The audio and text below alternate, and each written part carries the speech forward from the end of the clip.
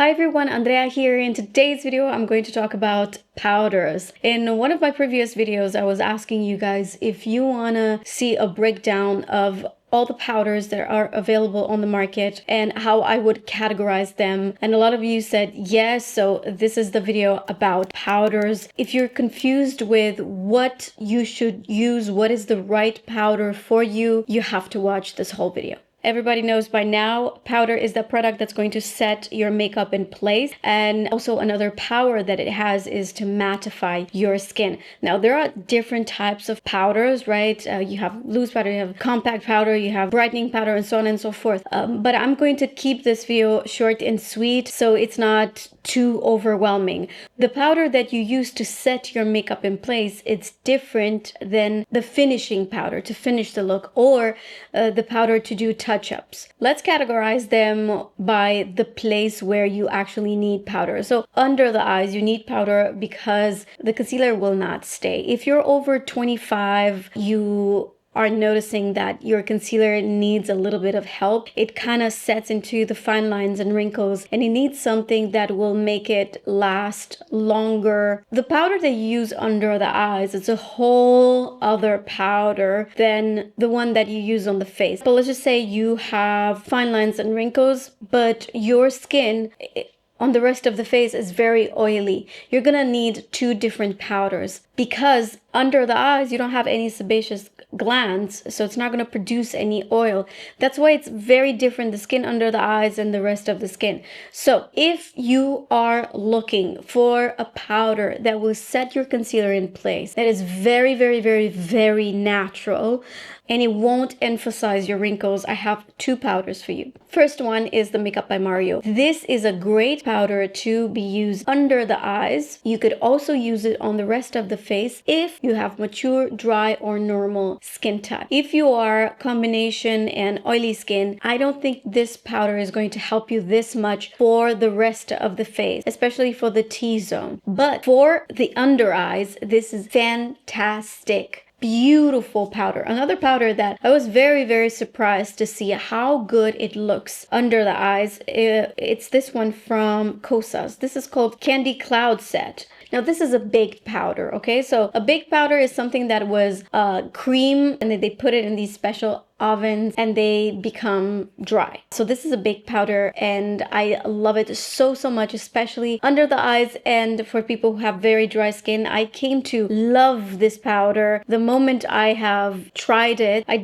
had really no expectations. I've used it with something wet, so it looks a little bit weird. So these two powders, these are great under the eyes. Another powder that I think you guys are going to love for under eyes, and also if you have dry or mature skin or normal skin type, this Saie Airset powder. This is so finely milled. If you have a chance to try this in the store and just like touch it, it feels like you're touching a cloud. It's so finely milled, and I really love the way it looks under the eyes and all over the face, to be fully honest with you. It has a little bit of luminosity to it. I don't believe that this is fully matte. The only downside about this, there is a downside. So they say it's translucent, but it does slightly make your skin a little bit darker. This is what I've noticed. Like, for example, when I have a very light concealer, like a brightening concealer under my eyes, oh my god, what is it? I've noticed that when I apply this, it makes it a tiny little bit darker, even if it's in translucent. So if you ask me, the best powders to set your concealer in place would be these three, okay? You have two loose powders and you have one compact baked powder. Let's talk about the other powders that you have probably seen me and other artists and other creators use, because they're very, very popular. And one that I just have to talk about is the Huda Beauty powder. Huda Beauty is a powder that it won't just set your makeup in place, it will also mattify your skin. So if you have combination skin, if you have oily skin, this is fantastic. You could still use this if you have dry skin. It really depends on the quantity that you're applying. I mean, if you have dry skin, you probably won't really need that much powder. You won't need a powder that will mattify your skin. You're going to need more a powder that will set your makeup in place, something like these three right here. But like I've mentioned, oily skin and combination skin, I feel like combination skin is a skin type that a lot of people have, you know, where you're dry on the cheeks but you're oily on the T-zone. I really think that combination skin will love this powder if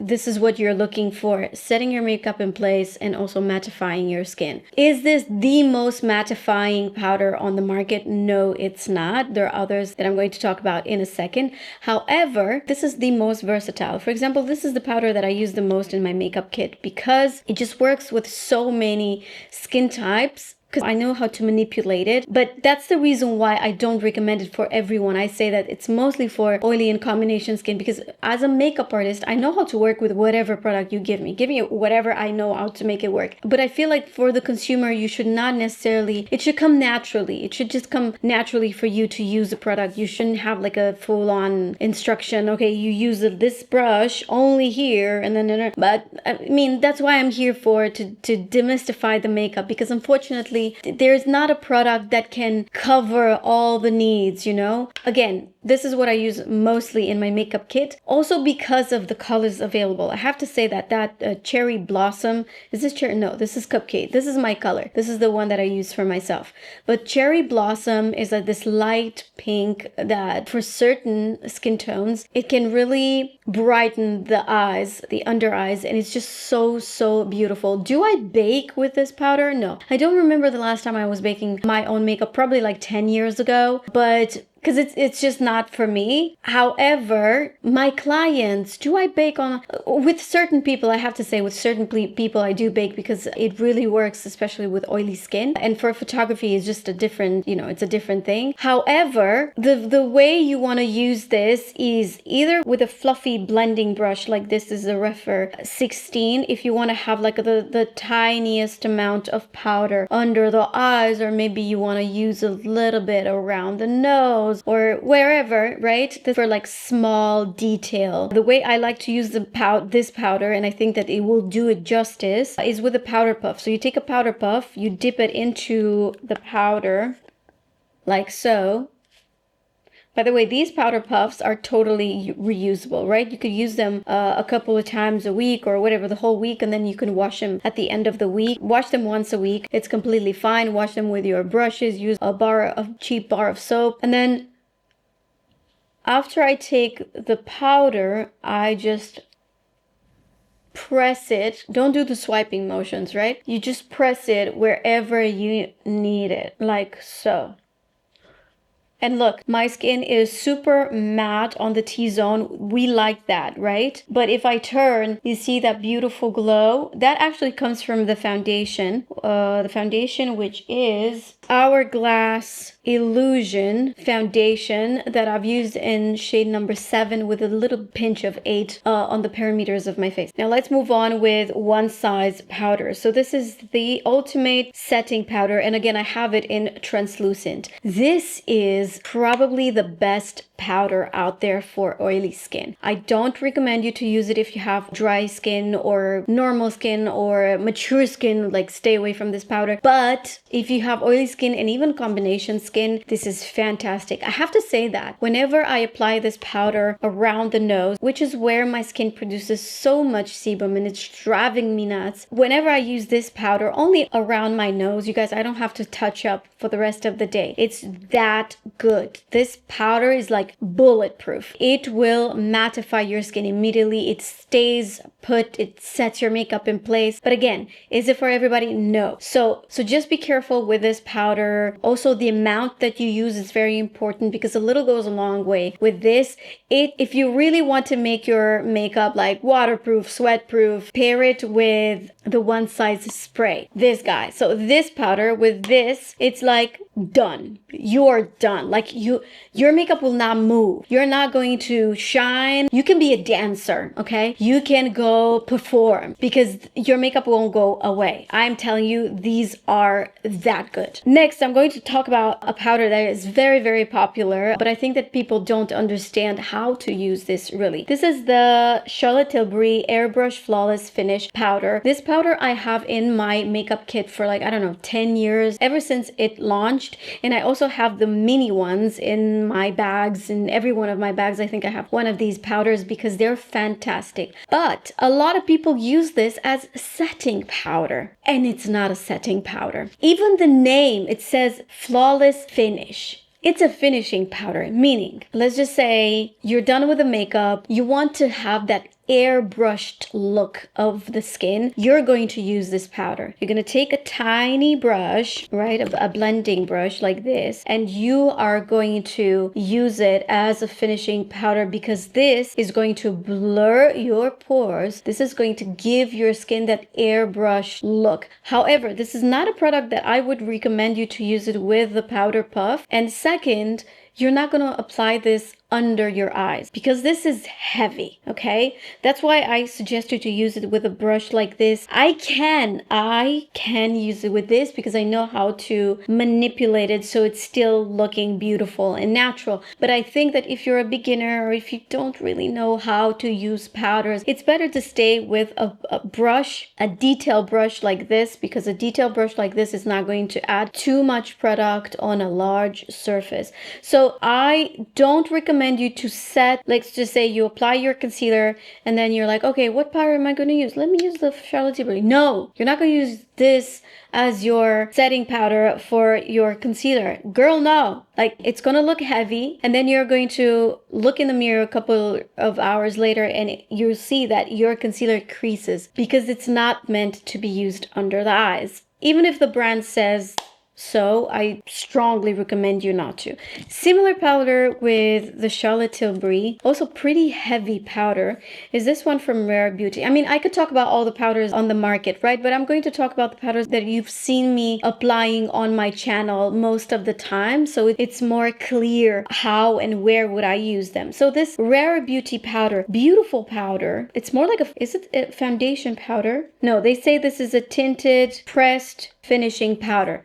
So again, this is, the name says it all. I want you to understand you're not going to set your makeup in place with this type of powder. It's just too heavy. You need a loose powder to set your makeup in place. And then if you want that flawless airbrush to look, you're going to use something like this. I like this. I see a lot of people saying that this is really bad. I think that you can still make this product really, really beautiful if you use it the right way. Another product that I wanted to talk about, this is not your regular powder, but it's still kind of giving you like that powder effect. This is a liquid powder from a brand called Menaji. I have this and variations of this in my makeup kit for the longest period of time, and I'll be honest with you, I use this on men. Men don't really like, especially if they have like beautiful skin and all they want is just, you know, to get rid of the shine. I won't use necessarily powder on them. I will use something like this. So it looks like just your regular moisturizer, but I promise you, and this is available for those of you who have oily skin and let's just say you're out the door, you just want to not shine in certain areas, you're going to take this and